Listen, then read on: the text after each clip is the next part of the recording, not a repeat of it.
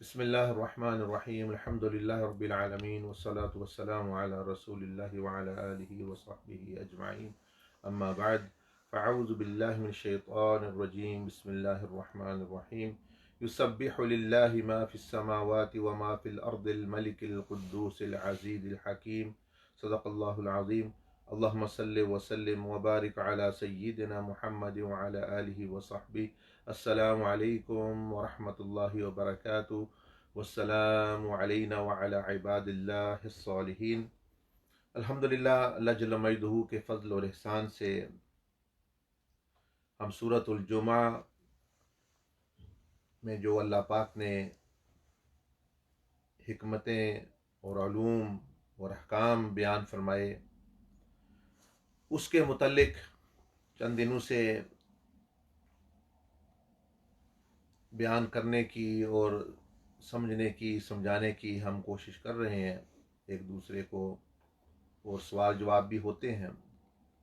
तो पहली आयत मुबारका में क्योंकि तस्बीह का बयान है तो इसलिए उसके मानी के बारे में कि लुगत में और इस्तिलाह में क्या क्या मारिफ है उसमें, तो अल्लाह पाक ने बयान फरमाया। शुरू तो आयत मुबारका यहाँ से ही होती है जिसका मफहूम है कि ज़मीन और आसमान में जो कुछ भी है वो अल्लाह की तस्बीह बयान कर रहे हैं, बस ये एक हिस्सा है। तो इसमें क्योंकि बुनियादी लफ्ज़ तस्बीह का है इसलिए वो समझ आएगा तो बंदे को बहुत बातें समझ आएंगी। तो तस्बीह के बारे में ये लफ्ज़ सीन बा हे या सीन बा हा से लिया गया, यही उसका जो असल लफ्ज़ है जहाँ से वो लफ्ज़ बना है, युसब्बिहु, सुबहान अल्लाह और वगैरह। तो कुछ तो उसके मारिफ और लुग़वी जो मतलब बनते हैं और किस तरह वो हमारे ऊपर हम इंसान किस तरह उससे नफ़ा उठा सकते हैं बयान हुए, कुछ आज जो है वो बयान कर देते हैं। देखें, सब्बाह का जो एक मानी लुगत में, जैसे जो इस इन उलूम के माहिर हैं इमाम राग़िब अल-अस्फ़हानी और इमाम जलालुद्दीन सयूती अल-इत्क़ान में और दूसरों बुज़ुर्गों ने बयान किए, उनमें एक ये भी है कि ये तैरने के माने में आता है। तैरना, जैसे पानी में तैरना, पानी में तैरना के लफ्ज़ों में भी ये इसका मतलब आता है कि पानी में तैरने को भी ये कहते हैं, जैसे कश्ती पानी में तैरती है। तो इस नुक्ता नज़र से मतलब ये होगा कि सारी कायनात जो है वो अल्लाह जल्ल मजदहू की तस्बीह कर रही है। और तैरने से ये हुआ कि कुछ कोशिश भी करना पड़ती है, यानी तैरता बंदा तब भी है, तैरना स्विम करना, कि जब वो कोशिश करता है कि उसके मुखालिफ कुछ चीज़ है, यानी पानी है जो है मौजूद है और उसमें उसने अपने हाथ पाँव सारा जिस्म वो इस्तेमाल कर रहा है, तो फिर जो है वो तैर रहा है। तो तैरने के माने में हमारे लिए ये मतलब निकला कि ये तस्बीह अब खुद ब खुद नहीं होगी, यानी इंसान के लिए ख़ास तौर पर। मखलूक तो अल्लाह पाक ने फरमाया तौअन औ करहा, वो अपनी मर्जी इख्तियार से, या वो अगर वो नहीं भी फिर भी वो मजबूर है, उनको अल्लाह पाक की इताअत फरमा बरदारी से मफर यानी नहीं है, उनके करनी है।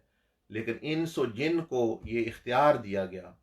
तो अब ये बताया गया कि तस्बीह करने में एक ये भी मतलब यानी तैरना, तो तैरने से एक तो ये पता चलता है कि उसको हमें थोड़ी कोशिश भी करनी पड़ेगी। अब कई लोग हैं कि वो हम दूसरी मखलूक की तरह, कई मखलूक़ात की तरह नहीं है कि खुद ब खुद ही हमारी तस्बीह जारी हो जाएगी और हमें कुछ भी नहीं करना पड़ेगा, कुछ मेहनत नहीं करना पड़ेगी।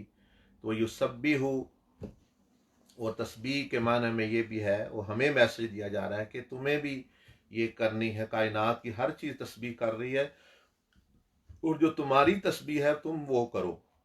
और उसमें करने में जिस तरह मैंने अर्ज की कि इसमें यह भी नुक्ता पाया जाता है कि ये खुद ब खुद नहीं होगी, ये कुछ कोशिश करनी पड़ेगी, हाथ पांव मारने पड़ेंगे, यानी जिस्म और दिल और दिमाग ये सारी चीज़ें इस्तेमाल करना पड़ेंगी। तो तभी जो है वो बंदा तैर सकता है। फिर वो यानी जैसे तैरने वाला ऊपर रहता है पानी के, डूबता नहीं है, तो इंसान भी जब कोशिश करता रहेगा शऊरी तौर पर अल्लाह की हजूरी में रहने की, अल्लाह की इताअत में रहने की, तो वो गफलत के समुंदर में डूबेगा नहीं, वो गफलत के दरिया में डूबेगा नहीं, वो नाफरमानी के समुंदर में डूबेगा नहीं, वो रहेगा। जो ही बंदा वो हाथ पांव मारना छोड़ेगा तो देखते हैं आप, बंदा फिर नीचे चला जाता है। इसी तरह जो बंदा कोशिश छोड़ेगा, तो जब कोशिश छोड़ेगा तो उसके अंदर गफलत आ जाएगी, उसके अंदर सुस्ती आ जाएगी, और उसके अंदर जो है नाफरमानी के आसार पैदा होना शुरू हो जाएंगे। तो ये एक तसलसल के साथ करने वाली, यानी थोड़ी अपने से भी तग और दो कोशिश करने वाली चीज़ है। इसको कहते हैं यानी तैरना, यानी तैरना यानी जैसे स्विम करना, और जो स्विम करते हैं वो जानते हैं कि उनको आत्मा।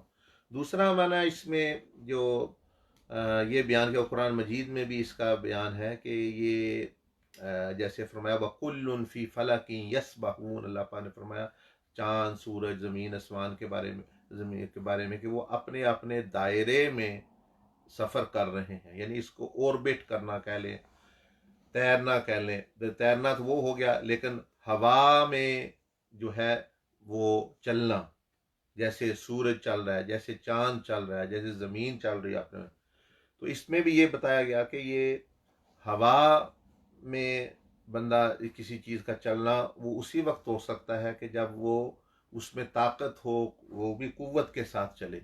जैसे जहाज चढ़ता है तो उसमें अंदर अपनी एक ताकत होती है, सियारे चल रहे हैं तो ये एक ताकत अंदर इनके भी एक ताकत है, वो जो इनको चला रही है और खींच रही है, और ये चीज़ें कर रहे हैं।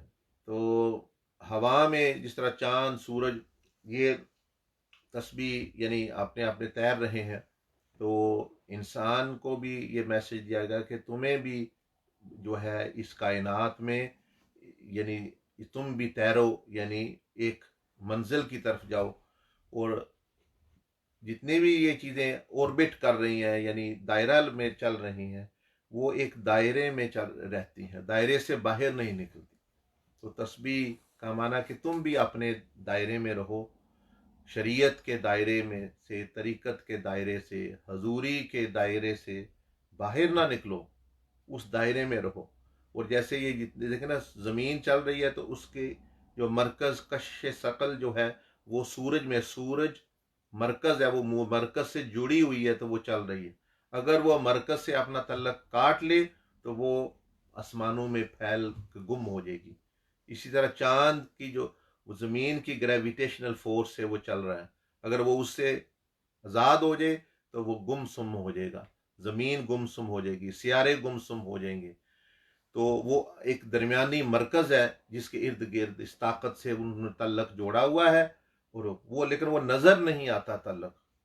इसी तरह इंसान को चाहिए कि वो जो ज़िंदगी गुजार रहा है, तस्बीह उसके लिए ये है, वो जहाँ भी रहे, वो खाए, वो पिए, वो कारोबार करे, वो इज़्दिवाजी ज़िंदगी में जाए, वो सियासत में जाए, वो बिज़नेस में जाए, वो सैर व तफरी पे जाए, वो घर में रहे, वो बाहर रहे, वो जंग का ज़माना हो, सुलह का ज़माना हो, बीमारी का हो, सेहत हो, आफियत हो, लेकिन अपने मरकज़ को ना छोड़े, अपने मरकज़ से एक तल्लक रखे। हालांकि वो तल्लक नज़र नहीं आता ज़ाहिरी तौर पर, ज़मीन और सूरज में, चांद और सूरज में ज़ाहिरी तौर पर नहीं, लेकिन एक कशिश है। वो क्या है कि वो नज़र नहीं आ रहा। इसी तरह बंदे और रब का ज़ाहिरी रब्त नज़र नहीं आ रहा, लेकिन ज़िक्र की वजह से, हजूरी की वजह से कि अल्लाह मेरे साथ है, मुझे देख रहा है। तस्बीह ये है कि बंदे का ताल्लुक जो है वो जुड़ा रहे अपने मरकज़ से, वो अपने मरकज़ से हटे नहीं। मरकज़ कौन है? अल्लाह जल्ल मजदूहू। तो युसब्बिहु लिल्लाहि, यानी अल्लाह ही के इर्द गिर्द, यानी अल्लाह की तस्बीह जिस तरह तवाफ़ करने वाला तवाफ़ करता है, तो वो देखे वो अपने मरकज़ से जुड़ा हुआ है, वो काबे से दूर नहीं होता, वो अपने दायरे के अंदर रहने की कोशिश करता है, तो वो उसकी इबादत गिनी जाती है। इसी तरह कायनात भी। तो हम भी जहाँ भी रहें, जो काम भी कर रहे हों, ये लेकिन ये याद रखें कि मरकज़ हुजूरी यानी इबादत वो अल्लाह की है, और जो काम भी कर रहे हों नबी अलैहिस्सलाम मरकज़ में हों, कि उनके तरीके, उनके शरीयत, उनकी सुन्नत का जो दायरा है उससे बाहर ना निकलें, और हुजूर अलैहिस्सलाम की मोहब्बत मरकज़ हो, अल्लाह की मोहब्बत मरकज़ हो, अल्लाह की इताअत मरकज़ हो।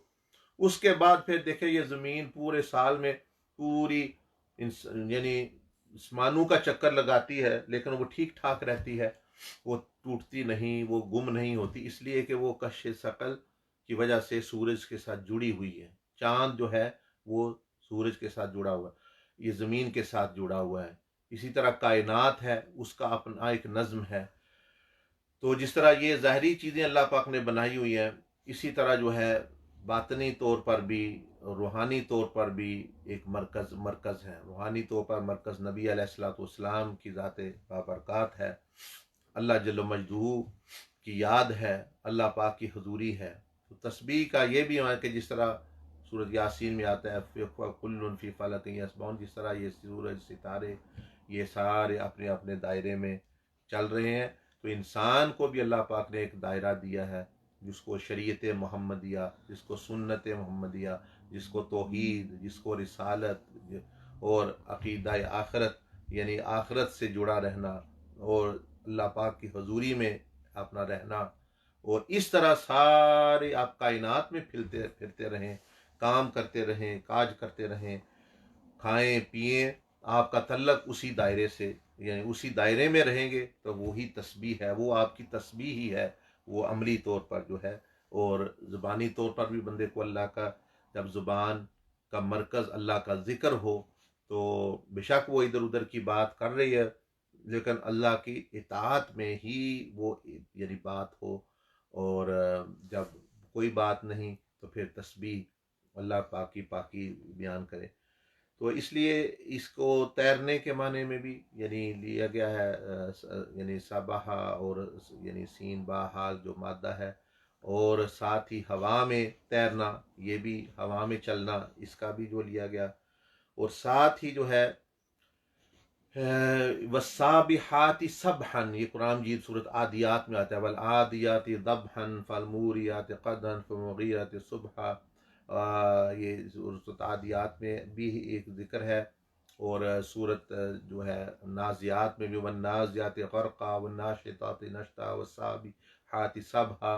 तो इसको यानी घोड़ों से भी यानी जब घोड़े चलते हैं, घोड़ों की दौड़ से भी तशबीह दी गई। ये लफ्ज़ का माना ये भी बनता है कि जैसे अब घोड़ा वो तेज दौड़ता है, उसको वो आगे लपकता है, वो यानी आगे आगे जैसे उसकी आपने अगली टांगे देखते हैं, वो आगे आगे चलता है कोशिश करके, तो उसको भी वस्साबिहाति सबहन कुरान मजीद में और भी कहा हो क्या घोड़ों का तज़किरा, और यानी दूसरा लुगत में भी इसको कहा गया। तो इसका माना क्या होगा कि दिल से मोहब्बत के साथ यानी कोशिश करना, आगे बढ़ने की, चुस्त होना। ये गालिबन हज़रत इब्न अब्बास रज़ी अल्लाह तआला अन्हु से दूसरों से कि बंदे को अल्लाह पाक की इताअत में चुस्त रहना, और सुस्ती ना करना, फौरन खड़े हो जाना, और जब हुक्म हो तो घोड़े की तरह, जिस तरह घोड़ा भागता है, दौड़ता है, ताकत के साथ रखता है कदम, और आगे की तरफ कदम रखता है, इसी तरह मोमिन या मोमिना जो है वो अल्लाह का हुक्म जब आ जाए, अल्लाह के रास्ते में, अल्लाह के हुक्म में, वो फिर दौड़ते हैं, वो फिर चलते हैं, लपकते हैं।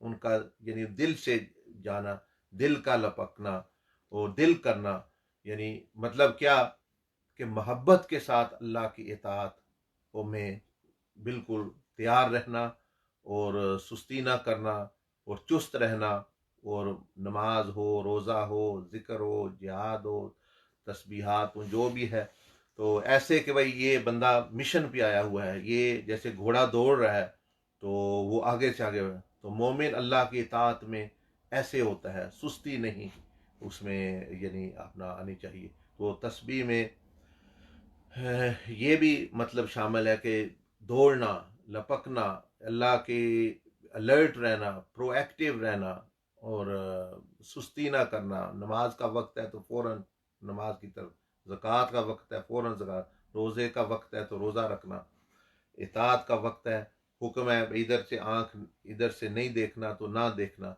यानी फ़ौरन।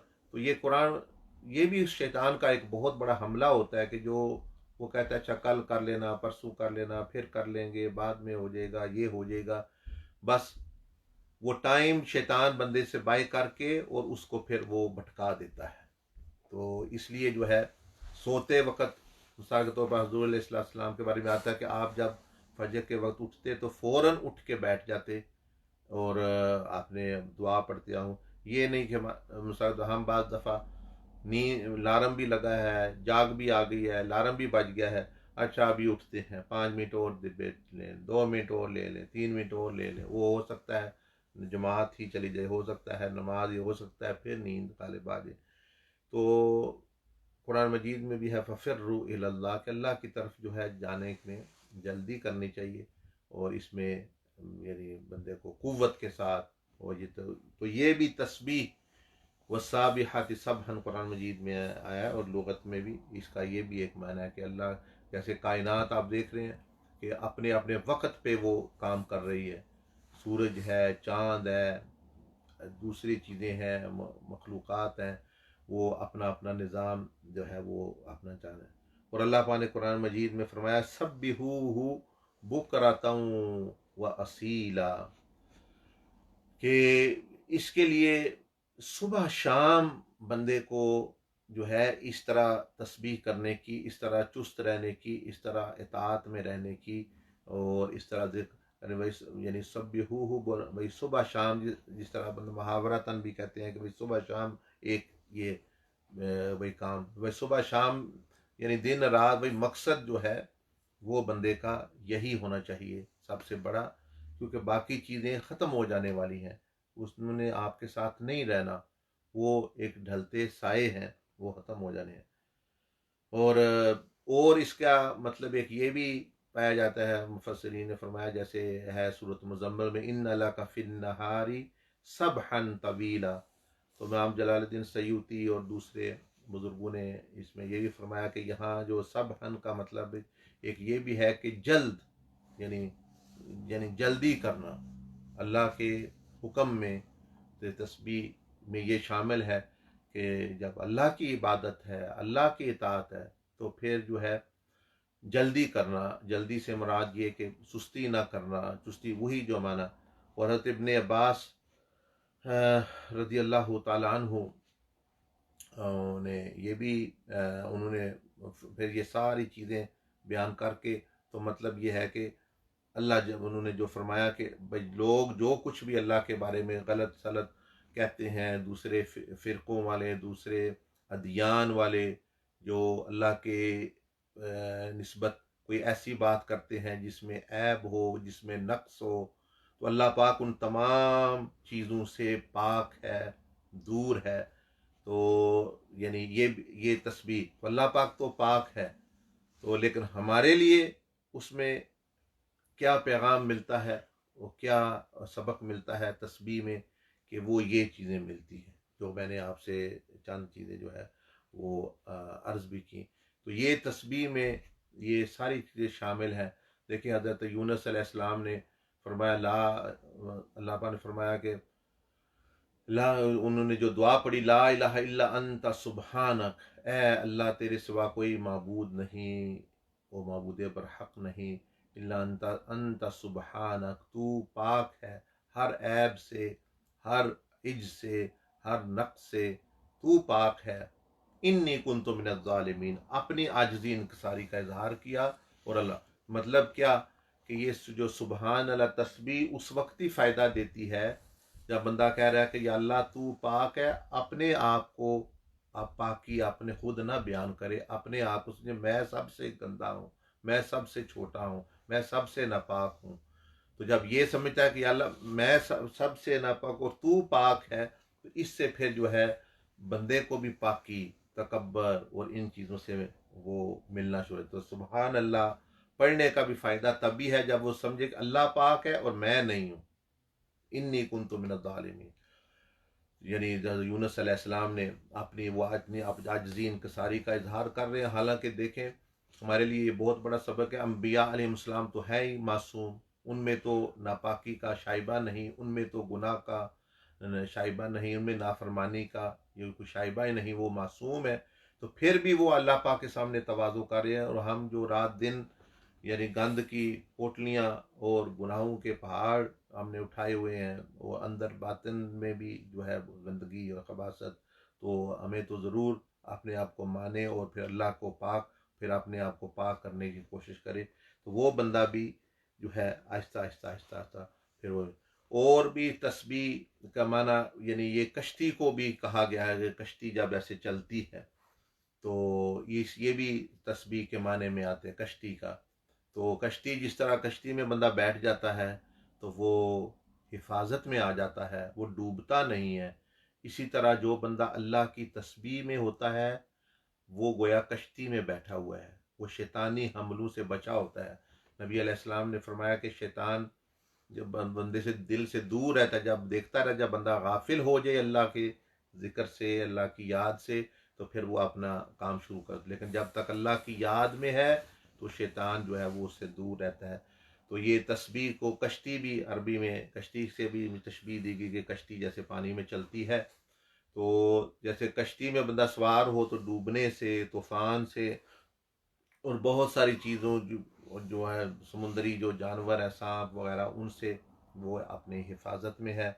तो जो अल्लाह की तस्बीह कर रहा है वो अल्लाह के अजाब से, जैसे देखे ना यूनुस अलैहिस्सलाम के बारे में अल्लाह पाक फरमाता है फलौला इन कान मिनल मुसब्बिहीन ललबिसा फी बत्निही इला यौमि युबअस। अगर वो तस्बीह करने वालों में ना होते, अगर वो तस्बीह ना करते, अल्लाह की पाकी और अल्लाह की मदद ना आती, तो वो क़यामत तक जो है वो उसी मछली के पेट में अल्लाह पाक ने फरमाया रहता है। अगर वो अपनी तगो दो अल्लाह पाक के सामने अपनी आजिज़ी इनकसारी का इजहार ना करते, तो वो मछली भी उनके लिए एक किस्म की कश्ती बन गई। देख लें, उसने ही आके जो है वो जो खाने वाली चीज़ है, वो जो मारने वाली चीज़ है, वो ही बचा। तो अल्लाह जब फिर चाहे तो वो जिंदा से मुर्दा, मुर्दा से जिंदा, नफ़ा से नुकसान, नुकसान वाली चीज़ से नफ़ा, तो वो नुकसान वाली चीज़ से नफ़ा उनको हो रहा है। पानी का डुबोता है लेकिन उनको जो है वो उन्होंने पानी ने बचा लिया। तो इस तरह जो है यानी कश्ती की भी इसमें मिसाल दी गई कि जो गोया बंदा अल्लाह के ज़िक्र में, अल्लाह की इताअत में और अल्लाह की तस्बीह में है, वो गोया हिफाजत की कश्ती में है, गफलत के समुंदर से, शैतानों से और बहुत सारे गुनाहों से वो बचा हुआ है। तो अल्लाह तो ये है यानी तस्बीह का माना, कुछ मानी और कुछ पे जो है उसकी जो इशारात इसको कहते हैं भाई मिलते हैं कि हमने क्या, हमारे लिए क्या मैसेज है। तो हमें अल्लाह पाक गोया ये हमारी तरफ जो इशारा किया जा रहा है कि बंदो कायनात तो ये कर रही है, तुम भी तस्बीह जो है वो करो। और फिर आगे और है, आगे फिर शुरू होते हैं, तीसरा लफ्ज़ आता है लिल्लाही मा फिस समावाती व मा फिल अर्द। वो इंशाल्लाह फिर जो है उसके बारे में गुफ्तगू करेंगे। अब जो है अगर किसी के पास कोई सवाल है, कोई बात पूछने वाली है, तो वो आप ज़रूर पूछ लीजिए। किसी ने कल सवाल किया हुआ था कि ये जो बच्चे हैं ये फ़ोन और ये चीज़ें इनके साथ वो मशगूल रहते हैं, तो भाई इनके साथ क्या किया जाए। तो देखिए उसका एक हल तो ये है कि फ़ोन या टैबलेट या कंप्यूटर ये कोई ज़ाते खुद कोई बुरी चीज़ नहीं है, इनके इस्तेमाल से ही बुरा बंदा बनता है या अच्छे तरीके से भी कर सकते हैं। पहले तो ये है कि उनको उनका टाइम टेबल हो, भाई ये वक्त खाने का है, ये खेलने का है, ये पढ़ने का है, ये ट्यूशन का है। तो उससे तो वो बंदा फजूल चीज़ों से यानी बचा हुआ खुद होता है। स्कूल चले गए थे वगैरह वगैरह, अब तो बंद है लेकिन आम मामूल की बात कर रहा हूँ। उसके बाद उसको तो उन्होंने छोड़ना नहीं, तो उसका ये हल है कि उनको मुस्बत इस्तेमाल यानी अच्छे इस्तेमाल की तरफ जो है वो लगा के वही चीज़ वो इस्तेमाल करें अच्छी। और जो वो गेम या इस तरह की चीज़ें खेलना चाहते हैं, ज़्यादा कोशिश करें जहां आप बैठे हैं उसी कमरे में या उसी के लगभग बैठ के वो करें, ताकि जो है वो उनको अभी अपनी मर्ज़ी की कोई गेम खेलनी है, कोई चीज़ देखनी है, हम आधा घंटा 40-45 मिनट आप उसके लिए, बाकी उनको वहाँ से कुरान के अलूम, ये वीडियोज़ ये देखें, ये फेसबुक चीज़ें, ये भी अभी जो पैगाम पहुंच रहा है, और भी बच्चों के लिए कितने, वो भी सारे उस पे हैं। तो उसका मुस्बत इस्तेमाल भी, और उनको भी जायज़ अपनी मर्ज़ी के मुताबिक इस्तेमाल करने दिया जाए। लेकिन नुक्ता ये है थोड़ी नगहबानी भी रखी जाए, यानी नज़र भी रखी जाए कि वो क्या कर रहे हैं, ताकि शैतान उनको भटका ना दे। बच्चे बच्चे होते हैं। जी, एक सवाल है फ्रॉम यूट्यूब फ्रॉम सादिक मुफ्ती सादिक मदनी साहब। सूरत अल-असर में आमनु व अमिल सालिहात में सब्र और हक जब आ गई तो दोबारा क्यों वतवासौ बिल हक वतवासौ बिस सब्र फरमाया? हाँ, वो इसलिए कि सूरत असर में देखें 4 चीज़ों का बयान है। इल्लल्लाज़ीना आमनु के ईमान लेके आओ, ईमान लाना, ईमान यानी बंदे का अकीदा दुरुस्त होना। वह आमिल सालिह के बंदा फिर वो जो ईमान का तकाजा है, जिस हस्ती पर ईमान लेके आया है उसके हुक्मों पर अमल भी करे। अब आगे जो बयान किया गया है वतवासौ बिल हक़्क़ि वतवासौ बिस सब्र, वो खुद अमल के लिए नहीं है। वो अब बताया गया कि अब दूसरों को पैगाम देना है। तो खुद ईमान लाना, अमल करना अलग चीज़ है, और दूसरों को बताना वो अलग चीज़ है। तो वहाँ वो इसलिए दूसरों को बताया गया। और वतवासौ बिल हक़्क़ि वतवासौ बिस सब्र, इससे हक से मुराद तो हक बात की तलकीन है। और वतवासौ बिस सब्र, सब्र यहाँ रुकने के माने में इस्तेमाल हुआ है। एक तफसीर इसकी ये है कि रुकने के माने में, एक रोकने यानी रोके, यानी किससे, इसे आई नही अनिल मुनकर, वतवासौ बिल हक आई अमर बिल मारूफ। वतवासौ बिल हक से मुराद अमर के नेकी का हुक्म, और वतवासौ बिस सब्र आई मुराद क्या, व नही अनिल मुनकर, मुनकर के यानी बुराई से रोकना। तो जैसे अमर बिल कहते भाई खुद भी ईमान ले आओ और अमाले सालिहा भी करो, नेकी का हुक्म दो, बुराई से जो है वो रोको। तो ये यानी बयान किया गया हुआ। Question from Facebook from my sister. हज़रत साहब, अल्लाह के क़ुर्ब की तरफ सफ़र पे किसी तरह इस्तिक़ामत पर चल सकते हैं, क्योंकि जब लगता है कि अब हम अल्लाह के हज़ूरी में रहने लगे हैं, इसको गुनाहों से भी बच रहे हैं, तब नफ्स इस तरह हमला करता है कि हम डगमगा जाते हैं। ऐसा क्यों? ऐसा कौन सा अमल है कि हम इस्तिक़ामत से अल्लाह की रज़ा की तरफ चल सकें और आजिज़ी में इस सफ़र पे चलें? बिल्कुल, आप इस्तिक़ामत के साथ चल सकते हैं। इस्तिक़ामत का माना होता है कि तसलसल के साथ कोई चीज़ करना। तो एक तो अम्बिया की अलैहिमुस्सलाम की इस्तिक़ामत होती है कि वो गुनाह से मासूम है। दूसरे इंसानों में वो तो नहीं। नबी अलैहिस्सलातु वस्सलाम ने फरमाया कुल्लु बनी आदम खता, कि हर आदम का बेटा या आदम की औलाद जो है बनी आदम, वो खता कार यानी खता उनसे होगी। जाहिर है इससे मुराद आम इंसान, अम्बिया अलैहिस्सलाम तो मासूम होते हैं, उनके अपने दर्जे के मामलात होते हैं।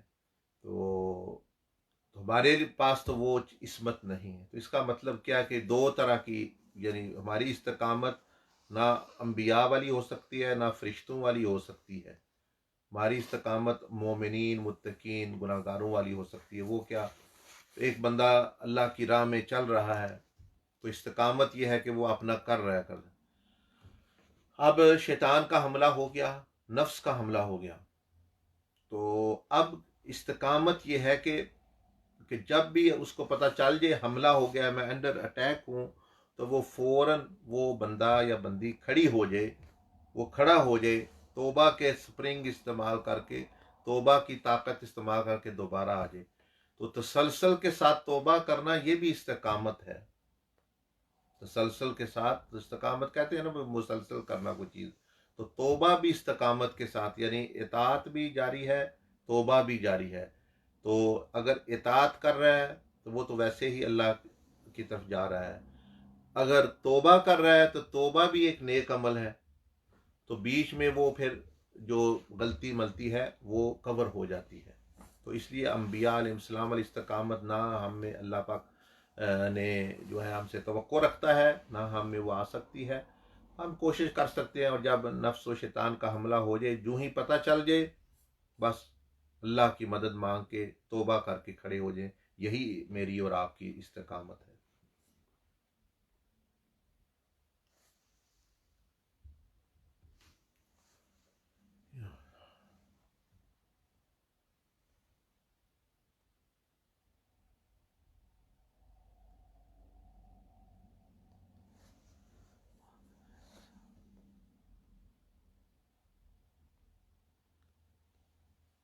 Question from Facebook from Shoaib Mia. हज़रत साहब, अल्लाह और उसके हबीब सल्लल्लाहु अलैहि वसल्लम की दिल में मोहब्बत कैसे पैदा हो सकती है? मोहब्बत देखें, आपने पूछा है तो मोहब्बत किसी चीज़ से भी जो क्यों होती है, मोहब्बत जो है वो बुजुर्गों ने फरमाया कि वो 3 वजह से मोहब्बत होती है।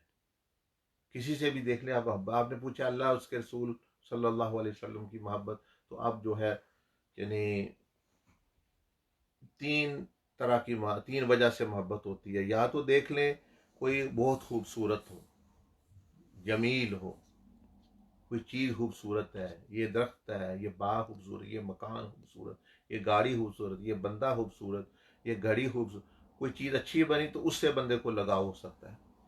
दूसरा जो है किस, लेकिन पता चले तो तब ये मोहब्बत होगी ना। मतलब एक औरत है या गाड़ी है या मकान है, देखेगा तो होगी, पता चलेगा उसके हुस्न का तो होगी, नहीं पता चलेगा तो वो रह रहे हैं उधर ही होंगे, लेकिन नहीं है। दूसरी वजह मोहब्बत की ये होती है कि कोई किसी में कमाल हो, जमाल हो या कमाल हो, यानी कमाल का माना कि ये कोई खूबी ऐसी हो जो आम पाई नहीं जाती।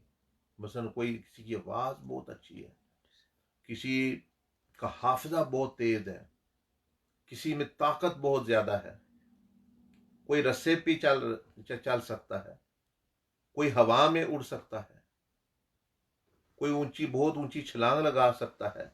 मिसाल के तौर पर कोई फुटबॉल अच्छा खेल सकता है, कोई क्रिकेट, जो भी किसी में कोई कमाल हो, तो ये जो लोग प्यार करते हैं, फलां एक्टर मुझे अच्छा लगता है, फलां फिल्म मुझे, फलां फुटबॉलर मुझे अच्छा लगता है, फलां ये, वो किस लिए कि उनमें जो चीज़ पाई जाती है, वस पाया जाता है, किसी में एक्टिंग का, किसी में खेलने का, किसी की अच्छी आवाज़ है, किसी की अच्छी तकरीर है, कोई तिलावत अच्छी करता है, कोई नात अच्छी पढ़ता है, तो इस वजह से बंदों को कोई कमाल किसी किस्म का हो, किसी के अखलाक बहुत अच्छे होते हैं।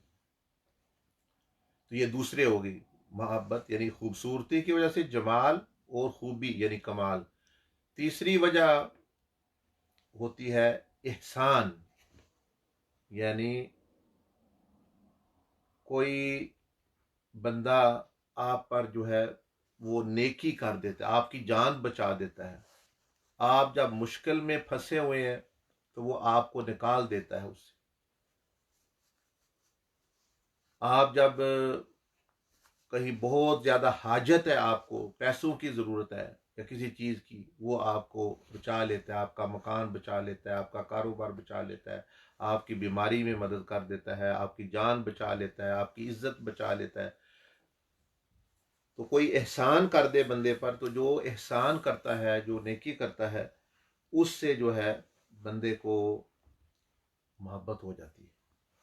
तो ये 3 चीज़ें हो गई, और भी होंगी लेकिन 3, जमाल, कमाल, एहसान, इन वजह से मोहब्बत होती है। तो अब आपने पूछा है अल्लाह पाक और नबी अलैहिस्सलाम के बारे में, तो अब ये तीनों चीज़ें जब आपको पता चलेगा उनमें है, किस दर्जे की हैं, तो फिर मोहब्बत होगी। अब अल्लाह से भी जमील कोई है, हुजूर अलैहिस्सलाम की खूबसूरत कोई, लेकिन हमें पता ही कोई नहीं, उसके जमाल के बारे में पढ़ा ही नहीं, तो फिर मोहब्बत कैसे होगी। कमाल, अल्लाह से भी ज़्यादा कोई कमाल है, सिफात है किसी में। नबी अलैहिस्सलाम के बारे में उनकी सिफतें, काफिर भी उनकी तारीफ कर रहे हैं, खूबियां जो उनमें है, लेकिन हमें पता ही नहीं, एहसास ही नहीं है कोई। हमें तो सुबहान का जो माना मैं अभी बयान कर रहा हूँ, सुबहान अल्लाह पाक है, यानी तस्बीह उसके लिए है, पाकी उसके लिए है, ज़मीन आसमान तस्बीह कर रही है, वो तस्बीह का आप सुन रहे हैं। हम जो आए पढ़ के चले गए जी सुबहान अल्लाह, अल्लाह पाक है, और सुब्बहु लिल्लाहि मा, अल्लाह हर चीज़ अल्लाह की तस्बीह कर रही है, ठीक है, करती रहे। जब ऐसा ही अल्लाह के नामों के बारे में, अल्लाह के अस्मा के बारे में, नबी अलैहिस्सलाम की खूबियों के बारे में, तो मोहब्बत कैसे होगी? जिन चीज़ों के बारे में पता है उनसे हो जाती है। और तीसरा, एहसान करना। क्या अल्लाह से ज़्यादा किसी, जिसने हमें पैदा कर दिया, जिसने हमें हर नेमत दी हुई, दे रहा है, देता रहे, और सारी काय आखिरत भी हमारे लिए बनाई। क्या हजूर अलैहिस्सलाम से भी ज़्यादा कोई एहसान, जिन्होंने कलमा पढ़ाया, जिनके वसीले से हर चीज़ मिल रही। तो ये मोहब्बत जो है यानी करने का या पैदा होने का, ये है कि इनके बारे में बंदा गुम हो, इनके बारे में सीखे, इनके बारे में डूबे, इन तीनों चीज़ों के बारे में, तो खुद ब खुद मोहब्बत के फवारे फूट पड़ेंगे। और साथ चौथी बात ये कि अहले मोहब्बत की सोहबत इख्तियार करें, कि जिन लोगों, आपको नहीं है उस दर्जे की, वैसे हर मुसलमान को अल्हम्दुलिल्लाह कुछ ना कुछ अल्लाह पाक से, नबी अलैहिस्सलाम से बहुत मोहब्बत है, लेकिन भाई ऊंचे दर्जे की मोहब्बत का जो बंदा बात कर रहा है, तो वो चलो आपको नहीं है, जिनको आप समझते हैं जैसे औलिया अल्लाह, उनसे जो है वो उनकी सोहबत में रहे, और उनके करीब रहे, उनके पास बैठे, तो अहले मोहब्बत के पास बैठने से भी मोहब्बत हासिल होती है। There's a question on YouTube in Urdu from Saeed Anjum. आसमान और ज़मीन में जो चीज़ें भी हैं अल्लाह की तस्बीह करती हैं, शौक़ बढ़ाने के लिए इन चीज़ों की तस्बीह को कैसे सुना जा सकता है? क्या उनकी तस्बीह सुनने से शौक़ बढ़ेगा या उसके बगैर भी? हाँ जी, ज़मीन आसमान की जो चीज़ें बयान कर अपनी तस्बीह कर रही हैं, वो मैंने बताया ना, एक तरह की तो हर बंदा देख रहा है, शौक बिल्कुल बढ़ता है। आप देखिए सूरज को डूबता हुआ, रोज चढ़ता हुआ, यही उसकी ये तस्बीह है ज़ाहरी, तो ये नहीं उसकी तस्बीह है। ये दरख्तों का उगना, फलों का उगना, चांद का, बादलों का गुजरना, और चांद का जो है तैरना कायनात में, सितारों का चमकना, बारिश का बरसना, ये उनकी तस्बीह है। एक तो एक उनकी बातनी तस्बीह है जो अल्लाह और उसके दरमियान है, वो तो अल्लाह और उनके दरमियान है जो वो करते हैं या हुए। तो एक तस्बीह आप देख रहे हैं, शौक बिल्कुल। अल्लाह पाक ने फरमाया ज़मीन आसमान में गौर करो, अलम तरा अन्न अल्लाह युसब्बिहु लहू मा फिस समावाति, देखते नहीं ज़मीन आसमान जो चीज़ है किस तरह वो अल्लाह पाक की इताअत फरमा बरदारी तस्बीह कर रही है। वहाँ से भी शौक पैदा करो, और इंसानों का जिक्र सुनो, इंसान थोड़ा जिक्र कर रहे हैं, तो यानी वो बहुत सारे ज़ाकिरीन हैं, उनका जिक्र, तस्बीह, इताअत, अहले इताअत की इताअत देखना, औलिया अल्लाह की सोहबत, उन औलिया अल्लाह का, अल्लाह पाक से मोहब्बत, अल्लाह पाक की इताअत, फिर अल्लाह का उनके लिए कराम देखना, तो ये तमाम चीज़ें जो है यानी ये बंदे को जो है वो शौक दिलाती है।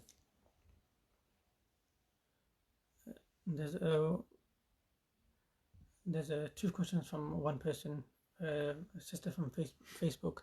Can you share a dua for the opening for marriage, inshallah, or should one just accept marriage may not be written?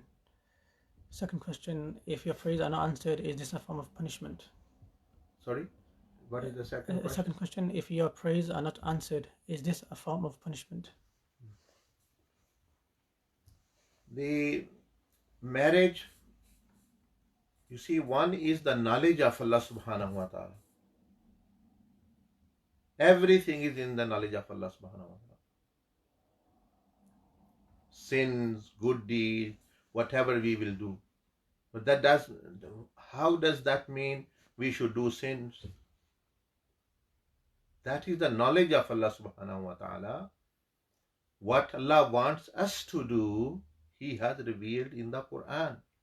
So don't be confused. One is qadr, taqdeer, which we say is the knowledge of Allah. It has nothing to do with our choices. what Allah wants us to choose, He has revealed in the Quran, written in black and white. Marry good people. Al-khabithatu lil-khabithin wa tayyibatu lit-tayyibin. Fankihu, do nikah with such a such person. Rasulullah sallallahu alaihi wasallam said, people marry often for 4 things: for beauty, for wealth, for social status, and for deen. You choose. You should marry based upon deen and akhlaq. If it was matter that it is, we should just sit and accept, then what would be the meaning of this hadith? What would be the meaning of istikhara? So don't be confused and don't meaning do unwise things in marriage. Now, for example, you know, I know very well that Allah subhanahu wa ta'ala gave, which the Prophet Islam mentioned to us, the power, the choice to say Qabool or not Qabool to whom? Boy and girl, man or women. Even parents cannot force. Even Rasulullah sallallahu alaihi wasallam said, I do not force you. You have the choice. So very simple fact that when you have the choice to say accept or not accept, Qabool, then how can you say actually just actually accept? Then there should be instruction, okay, whatever is written, you don't need to do anything. Just sit like a dummy there and actually accept everything.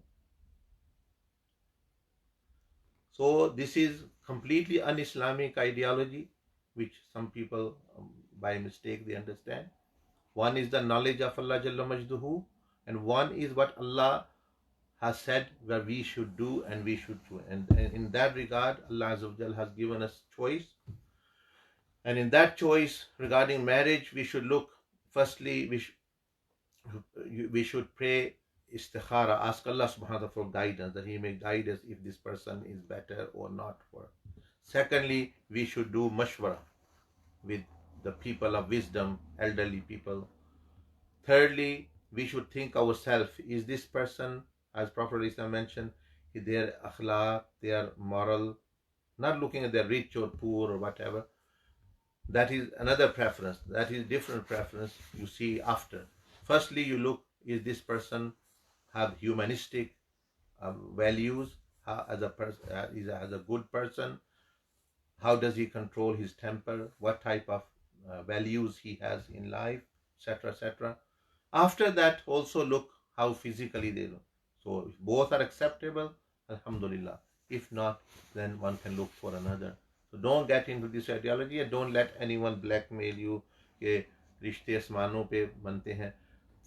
If Allah does, Allah subhanahu, yes, there are some nikahs, some things which Allah subhanahu wa ta'ala has chosen.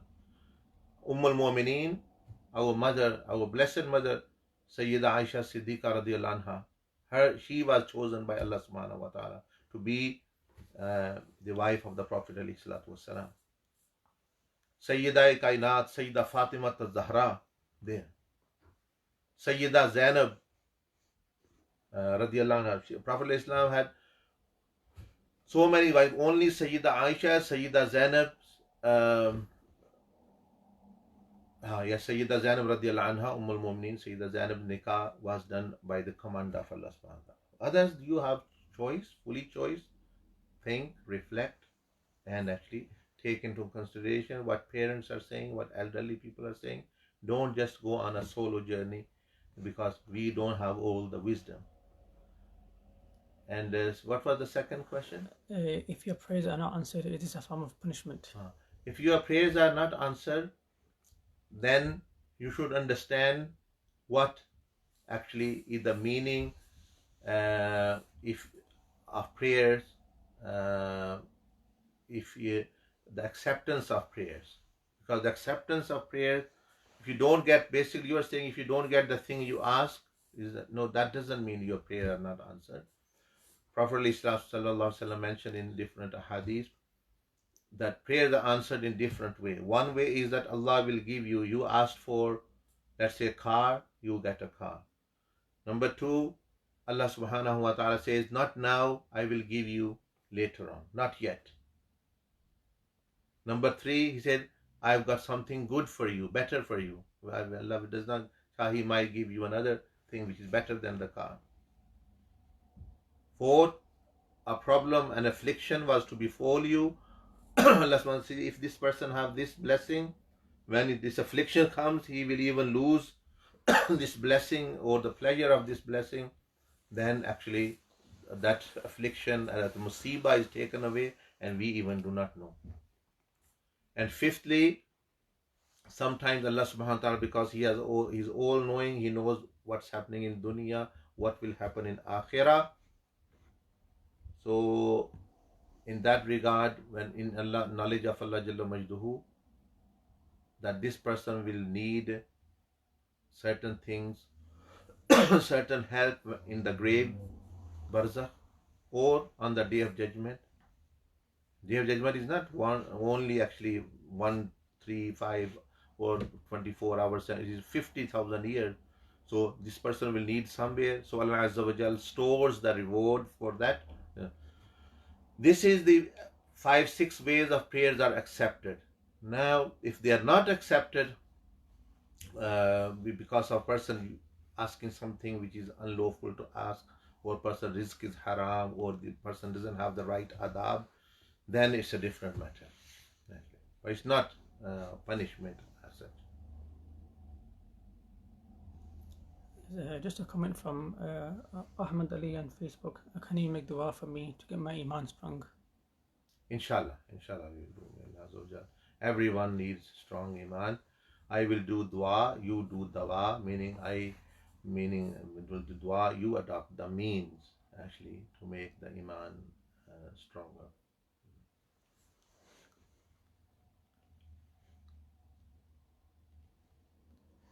A question in Urdu from Khurram Khan on Facebook. Assalamu alaikum. Sheikh कामिल की इजाज़त के बगैर अस्माउल हुस्ना का विरद क्या नहीं कर सकता? Kindly ज़रा समझा देना प्लीज़. हाँ जी, अगर तो देखें अस्माए हुस्ना जैसे हजूर अलैहिस्सलाम ने फरमाए 99 नाम या कुरान मजीद में आते हैं, 1-2 मरतबा बंदा पढ़ता है, 3 मरतबा तो वो पढ़े बेशक, उसके लिए किसी की इजाज़त की ज़रूरत नहीं, हुजूर अलैहिस्सलाम ने खुद इजाज़त दे दी. लेकिन अगर वो किसी ख़ास नाम का विरद हज़ारों में, सैकड़ों में तादाद में करना चाहता है तो फिर बेहतर है वो किसी शेख से, बुज़ुर्ग से इजाज़त लेके वो करे, क्योंकि उसमें के असरात बाज़ दफ़ा इस तरह ज़ाहिर होते हैं कि उससे संभाले नहीं जाते. तो फिर जो है वो यानी बाज़ दफ़ा जो है वो बंदा संभाल जैसे बहुत कुछ खा लिया बंदे ने, एक बहुत ताकतवर चीज़ खा ली, अब वो उसका लिए जिस्म के लिए जो है बर्दाश्त करना मुश्किल होता है. तो अल्लाह के नाम में तो कोई नुक्स नहीं होता, हमारे अहवाल में वो यानी बाज़ दफ़ा बर्दाश्त की ताकत नहीं होती. तो इजाज़त मिलने से, जैसे सैयदना अब्दुल अज़ीज़ दब्बाग़ रहमतुल्लाह अलैह ने फरमाया कि जब शेख नाम देता है कोई तो वो अल्लाह का नाम भी देता है, उस नाम के अंदर जो नूर है साथ वो भी दे देता है, तो उससे फिर जो है उसका असर भी होता है और नुकसानात से भी बचा रहता है. तो ये चीज़ तो वैसे पढ़ सकते हैं, पढ़ें, शौक से पढ़ें, सुबह शाम पढ़ें. लेकिन जो है अब अगर एक ही नाम का विरद जैसे किसी अमल के तौर पर या हज़ारों की तादाद में करना हो तो फिर वो इजाज़त ले ले, यही बेहतर है उसके लिए. Question from YouTube from Khalid Siku. दुनिया से बेरग़बती कैसे हासिल हो? दुनिया से बेरग़बती देखें तज़किया से हासिल होती है. तो बेरग़बती का माना है कभी कशिश है, एक बंदे को मोहब्बत है दुनिया से, अब वो चाहता है कि मुझसे बेरग़बती निकले और ये कशिश मेरी ख़त्म हो और अल्लाह के और उसके रसूल की मोहब्बत आ जाए. तो उसके लिए यानी तज़किया का कोर्स है, हम कराते हैं. अगर आप वाक़यातन सीरियस हैं, ये करना चाहते हैं तो वो आप कर लें, वो प्यूरिफिकेशन. फिर आपको उस तज़किया के बाद उसके बाद फिर आखिरत का जहां का यकीन इतना गोया दिखा दिया जाती है आपको आखिरत सामने, वो इतनी खूबसूरत और इतना खूबसूरत जहां. फिर जब बंदा आला चीज़ पर यकीन और गोया वो देखे जैसा हो जाता है तो फिर इसकी अहमियत वैसे ही ख़त्म हो जाती है। जैसे मसलन ये देखें, नए मॉडल की गाड़ी आती है, पिछले मॉडल की अहमियत ख़त्म हो जाती है, बेरग़बती हो जाती है। अब जो फ़ोन जो नए नए आज से 10 साल पहले आए थे, अब जो आ रहे हैं, अब नए आते हैं, पिछले की बेरग़बती हो जाती है कि वो उनकी वो रग़बत नहीं रहती। लेकिन उसके लिए ज़रूरी है अगले नई और आला चीज़ को जानना। इसलिए अल्लाह पाक ने कुरान मजीद में फरमाया, वल आखिरतु खैरुन व अबका, आखिरत अच्छी भी है, बेहतर भी है और आला भी है और साथ यानी हमेशा रहने वाली है। तो वो तज़किया के बाद वो आखिरत क्या यकीन उसके अंदर इस तरह बढ़ाया जाता है कि इल्मुल यकीन से ऐन आंखों देखा गया यकीन, और बाद दफ़ा पर्दे उठ जाते हैं और बंदा उस जहाँ गोया वो बंदे के सामने आता है, फिर ये दुनिया की चीज बेरग़बती अपना होती है। तो तरीका सीखें। आप जहाँ जिस मुल्क में रह रहे हैं वहाँ हमारे साथी और वो मुख्तलिफ लोग हैं, आप ये चीज़ सीख सकते हैं।